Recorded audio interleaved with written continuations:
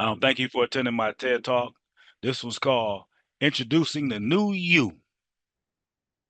One of the biggest fueling mechanisms for failure to change is introducing the new you to people who knew the old you. That's one of the biggest mechanisms of failure is when you're doing that. So once you've decided that there needs to be a change in you, because you don't like the current circumstances that surround you, whether it be you don't have enough income, or maybe you struck out in the game of love for the last time. Life as you know it has brought you nothing but woes, you know, because of these things, you begin to make some changes. In order for change, shall I say, to take hold, you have to completely walk away from the old things that needed to go in your life by your determination, of course. Once you've made this change or these changes, you have to stay away from the things that you've washed away, per se. Taking a look at the scriptures, Matthew chapter 12, verses 43 through 46 states, when an unclean spirit goes out of a man, he goes he goes to dry places, through dry places seeking rest and finds none. Then he says, I will return to my house from which I came. And when he comes, he finds it empty, swept, and put in order. Then he goes and takes with him seven other spirits more wicked than himself, and they enter and dwell there. And the last state of that man is worse than the first. So shall it also be with this wicked generation. Now, let me break this down for you, verse by verse by verse. Verse 43 here is very important. This spirit or thought goes through very dry places, which are waterless, while absent or void of water. That's the first thing. And so some may ask, but what's meant, you may wonder, by waterless places? Well, even in the Old Testament, demons were believed to dwell in desert places amid wilderness regions. See Leviticus 16:8 for an example of this, but I won't read that one for you. So this may be quite literal, or it may be a metaphor. However, a waterless place is an uninhabitable place. No one can or will settle where there is no water. The dictionary says that the definition of water is a colorless, transparent, odorless liquid that forms the seas, lakes, rivers, and rain, and is the basis of the fluids of living organisms. Within the definition, it also states, pour a sprinkle of water over a plant or area in order to encourage plant growth. So, what this tells us is that water is essential for growth. Verse 44 of that scripture highlights that the Spirit's journey to find a new life to latch on to was unsuccessful, mostly due to the people and things that it examined were already inhabited by it or something close to it. So when it rolls back your way, it finds something that wasn't there before. Order. Where there once was chaos, there's now order.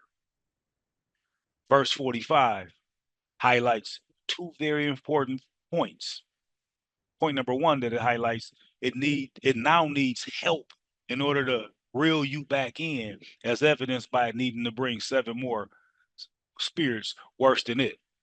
And point number two, that your life will be drastically worse than it was before it left you the first time if you allow it to take hold of you.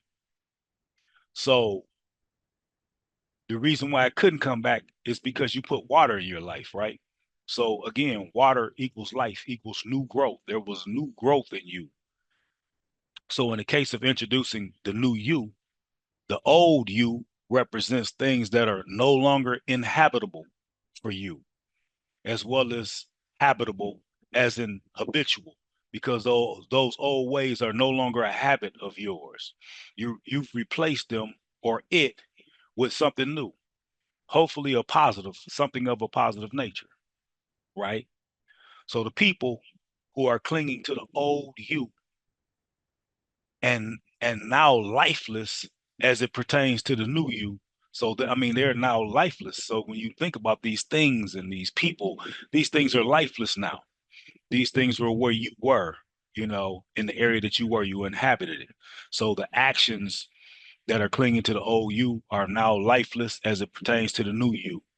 They are dry, void, and lifeless to the new you. So the first thing that needs to occur after this change is the abstaining from the old you. The second thing that needs to occur is the uploading of new information to the people that knows the old you. You may ask, Dr. Lee, what is this new information? It's simple. An example could be where you once were a lawbreaker, you are now a practicing law-abiding citizen. Where you once were a habitual class cutter, you are now a practicing student who attends all of your classes. Where you once were an ordinary man or woman, you are now a practicing extraordinary man or woman. This process takes you into the ology and the ism of things, right? So, what is the ology? The ology is the study of something. We see it sociology, criminology, psychology, things like that. So again, ology is the study of something, and the ism is the practice of something. So ology is the study of something, the ism is the practice of something. An example would be you go to law school to study the ology of law. And once you finish and become a lawyer, then you are practicing law or the ism of it. Now, in terms of people whom you need to upload this information to, the ism of your change is easy for them to digest. It is easy for them to digest because they see the end result once you get to the ism part of things. So the ology part at this can be the most difficult because it is here that you are telling them about the new you. You aren't around them as much as you once were. And when you do come around, they're going to test you, you know. Um, so when you look at this and you think about things like this, and especially as it pertains to being tested, they should be doing this because it becomes a test to see how strengthened and fortified you are in this new you. So some of them may even become upset with you. Does this sound familiar? Sure, it does.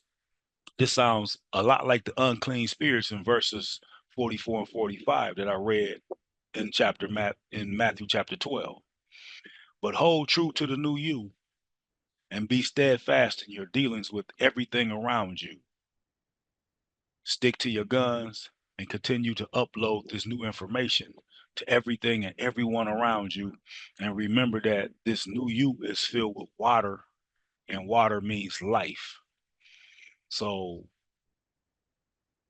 this process, once again, is tough for people because of the people's failure to go from the ology to the ism, to go from the talking about this is me. I don't smoke anymore, man. I don't smoke weed anymore, or whatnot, using that as an example. But yet you're around weed smokers. It doesn't make sense. This is why they will continue asking you these questions and testing you because you shouldn't even be around if this is the new you. So when you upload this new information that I no longer smoke weed, then you wouldn't be around the individuals when they're smoking weed. And then you come to some sort of agreement with one another, like, okay, look, when I come around, you find other things in common that you have. Maybe you play chess together. Okay, when I come around, we're just gonna play chess. I'm not coming around while you're lighting up, things of this nature. So you have to be able to take that be firm in the ology of it and get into the ism of things. And sometimes that could take a while. And so for some people, when you're dealing with family members, like your children, some relatives and whatnot, this ism process can take quite a bit, depending on your change.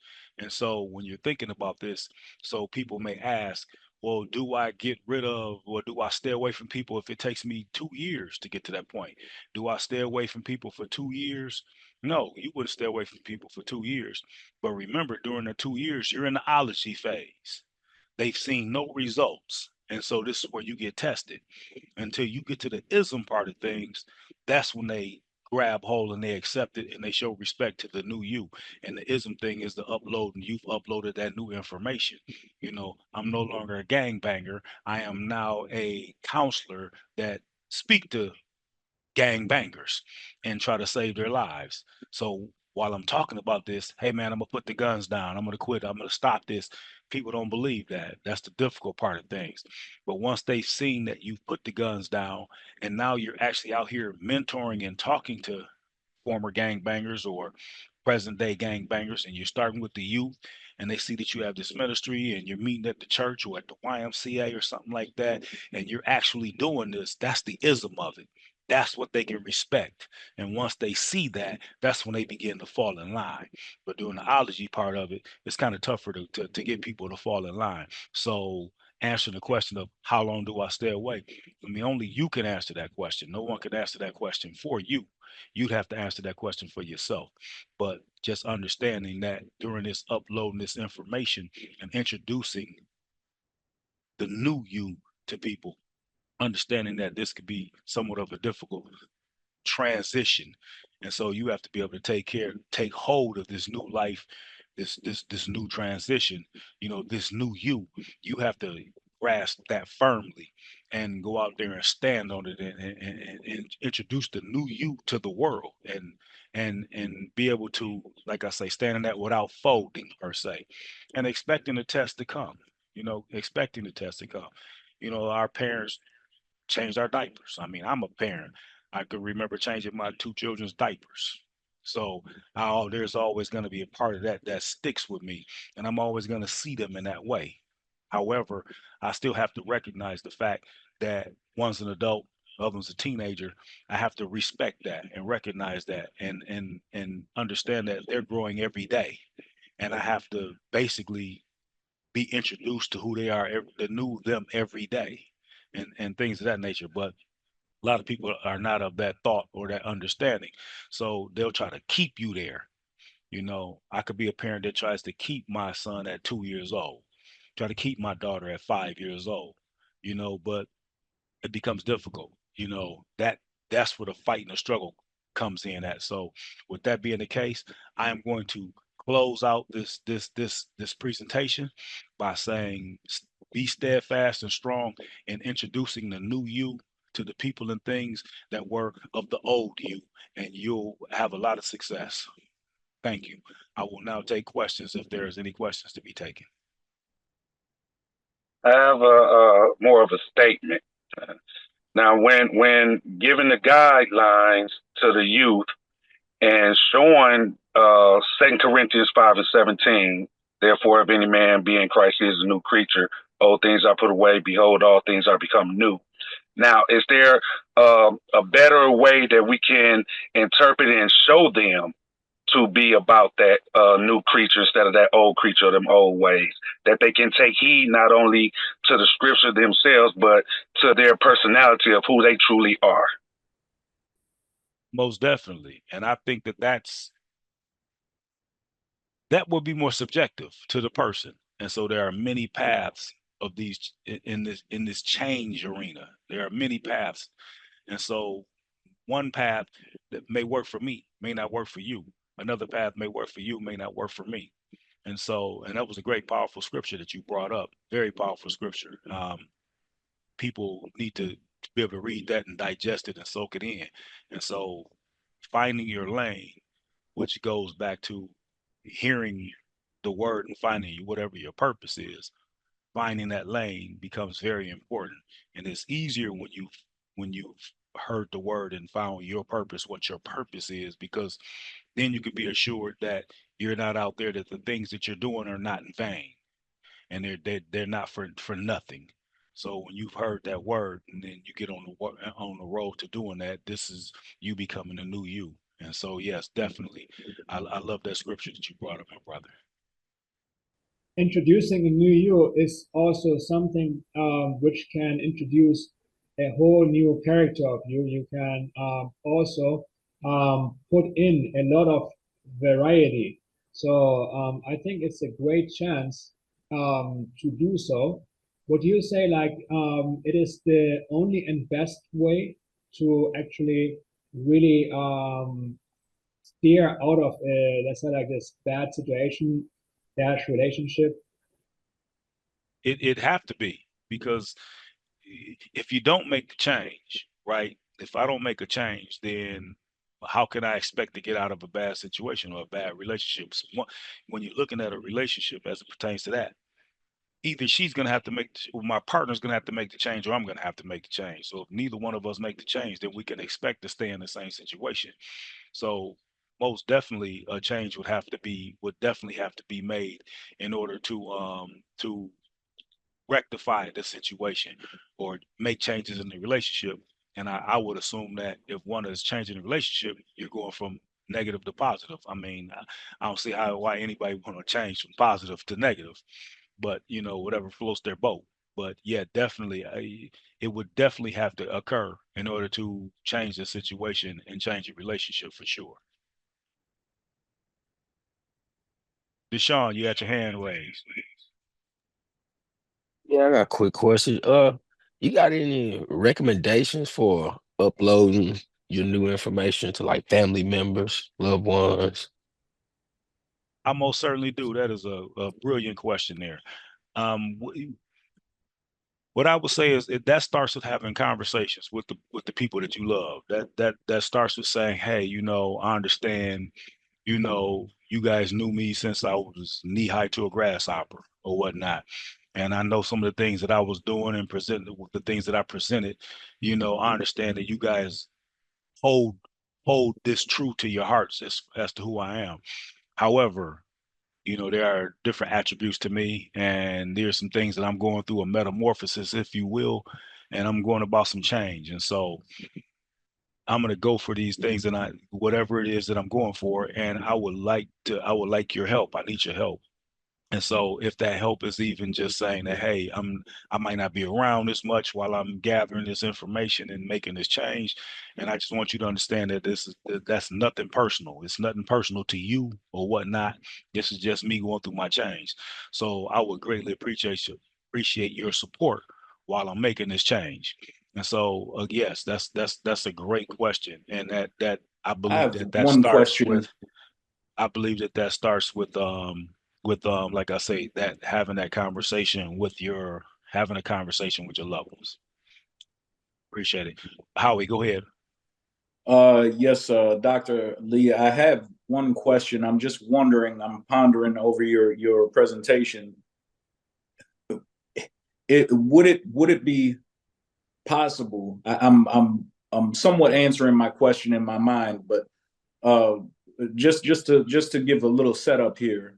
Say uh, a Bill Belichick type, or someone who we understand what their career has been, uh, but all of the branches that come off of their tree, or a Phil Handy in the NBA, or a Warren Buffett, Charlie Munger in the financial space, who mentor or train other people, and that is their thing, is to guide people along into transformation. There's no way for them to hold that kind of position. For example, like we see in comparison, where in certain industries, i.e., education, you could become a professor of economics without having ever owned a business or having started a business. Where is the how is there such a dynamic opposition in those two areas, where it's like one field you have to have actually had practicum practice, versus another field is more of theory? Well, that is a great question that would would require 4-part answer, but I'm going to try and condense that 4-part answers into one. So definitely when you're looking at the fact that when you're talking about one is practical, because I think it's all practical. It's just that one, when you're looking at it as far as the sports, and you mentioned the Bill Belichick and the Phil Handys and things of that nature, people can actually see that. So they can see in basketball, they see people win championships, or football, they see people win um, Super Bowls and things of that nature. And you see other coaches springing from them, and those coaches are developing players, and they all come together as a unit and they win championships. But when you look at the guys like Warren Buffett, the Buffetts and things of that nature, where it may seem like theory, it's because we don't get to see them on the back end and what they're doing. Like we get a chance to see Belichick every Sundays. We get a chance to see the Phil Handys and the Phil Jacksons and all of these people. You get a chance to see them.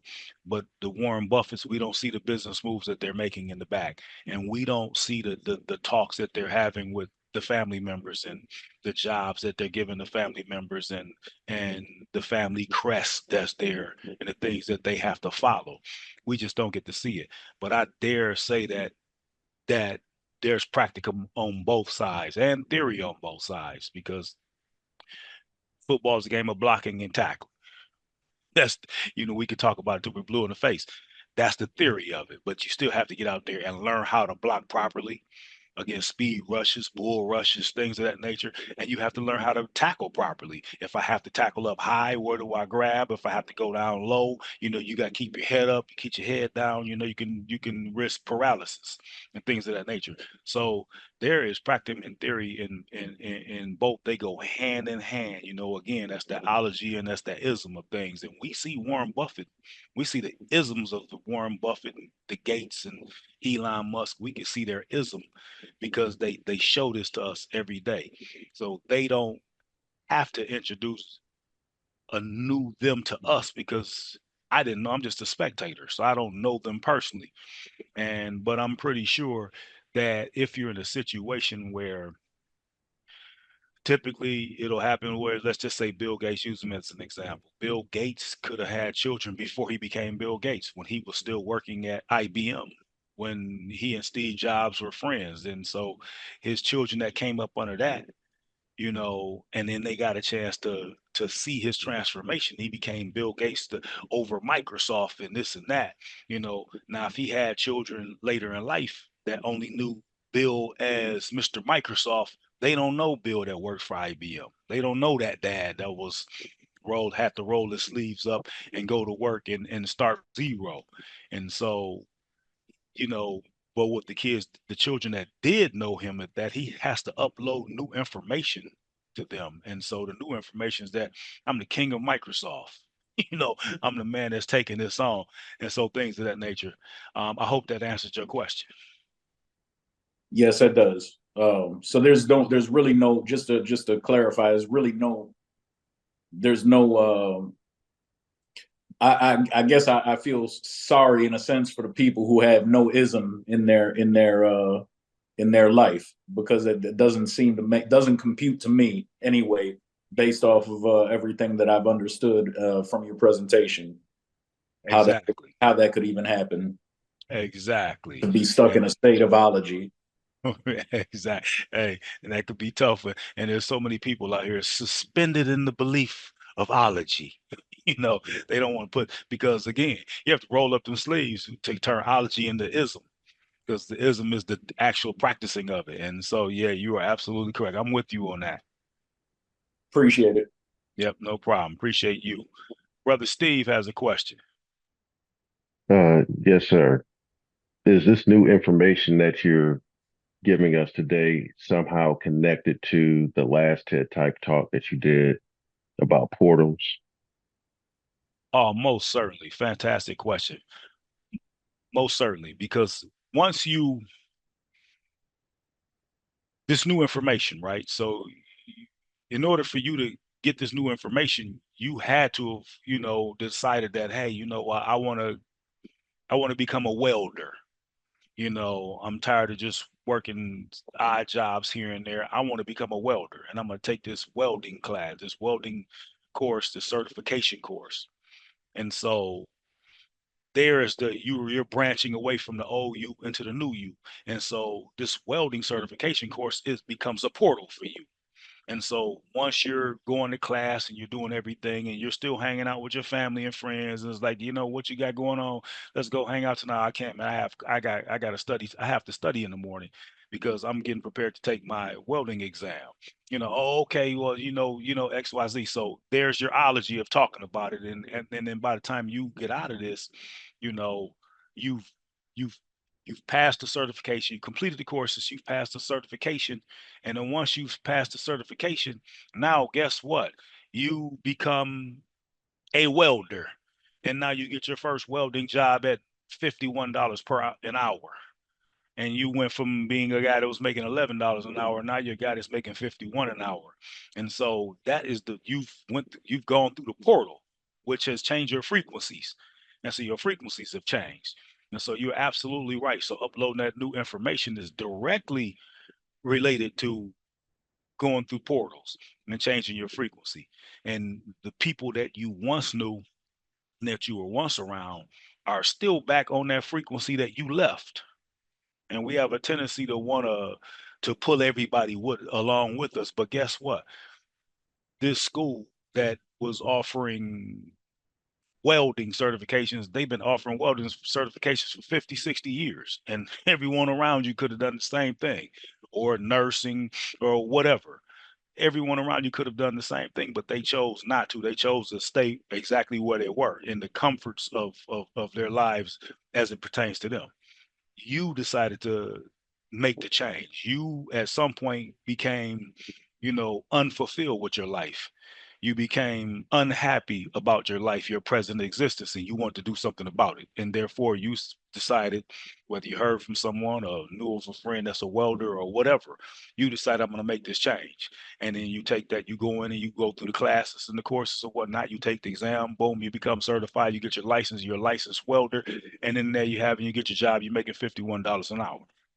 And so, yes, that is a change. It is directly related to portals. Great question, my brother. I got a question as well, Doc. Um, with the I want to see you saying with the change and with like the family and the friends and things of that nature. Um, is it healthy? Like, what if you just go to yourself and you change and you don't explain it and you just live in that change? Is that a healthy way to present it, or should you present it to the people around you? Or is it healthy for you just to go do what you need to do in the way the spirit is guiding you to do, and not really care about explaining it because this is something that you're doing for self and self-building activities? It is, man, I tell you what, we'll let the United States Armed Forces tell us. So when soldiers or soldiers to be, prospective soldiers, when they go off to boot camp, do the family and friends go with them? No. So are the family and friends calling them and contacting them? No. No. So you're going off and you're changing, and you're becoming a soldier. So same thing with sports. When they start training camp, where they're starting to change, they're 3 months away. They're away from family. They're away from our family and friends. They're with them in the hotels and staying with them. No. Are they calling them every day and texting them? No. And so that is a very healthy way because it takes you one on one. It takes you back to, as Jesus said, when you pray, pray in the dark, meaning go into the closets and whatnot. That means to go inside yourself. And then that's where you start plugging in the information when things are quiet around you. And family and friends, although we love them, they can become some of the biggest distractions that gets in the way as stumbling blocks to the new you. And so it is very healthy. A lot of people aren't afforded that. If you're married with children and whatnot, you have a job, you're working every day, the chances of you getting away for a month or two in the complete solitude, I mean, that becomes unrealistic. However, that's where those conversations with people around you, that's where that comes into play. But that is a fantastic point of being able to go in there, and then you don't have to. I love the fact of what you're saying is that I don't have to go and have conversations where I can just present present it, and here it is. And it's up to you to accept it or not. You have free will to accept me, the new me, or if you want to hang on to the old me, you're going to be hanging on to my memory. And so then it becomes all about respect. And so if you can't respect me in my presence, then I have to then I have to allow you to respect me in my absence at that point. Great point, Mo. I have a question also, and what do you suggest, like, for example, like as a time space in between? Because from your old self to introducing your new self, should there be like a time frame in between? That depends on the individual. And so when you look at one of my favorite groups, the Dave Matthews Band, has a song called "The Space in Between." And so what you're talking about is that space in between, from the old you to the new you, and there's that space in between. And so that time frame would be, I think that's subjective. I'm pretty sure that that's subjective, and it's up to the individual. If I want to go hard, if I'm going to go hard, and as Brother Mo said earlier, and I'm going to distance myself and I'm going to be gone for however amount of time that it takes for me to make that happen, I'm pretty sure that'll be quicker. Then the space in between, that gap becomes shorter, because now it's just you and without distractions.